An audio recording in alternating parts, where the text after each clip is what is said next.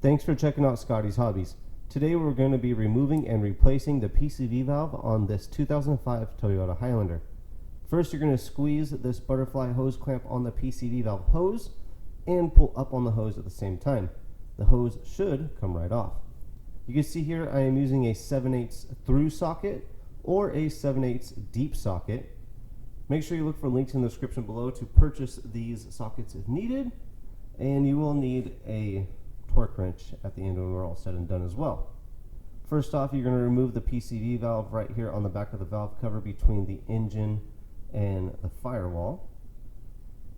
Also remember that this will be the same, if not very similar, to very many makes and models of Toyotas, such as the RAV4, the CAMRY SOLARA, the Previa, the Matrix, the SCION TC, and SCION XB, and a couple more I'm probably missing.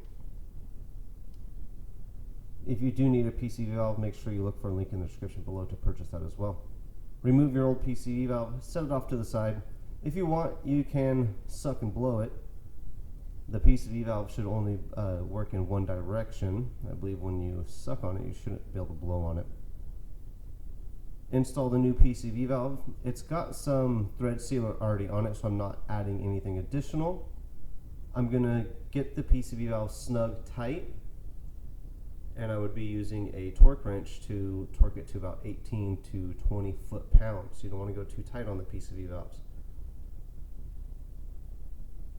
Again, this should be very similar to many makes and models. If this video does help you out, it is a real quick one. Make sure you comment below with the year, make, model, and engine size that it does help you out with.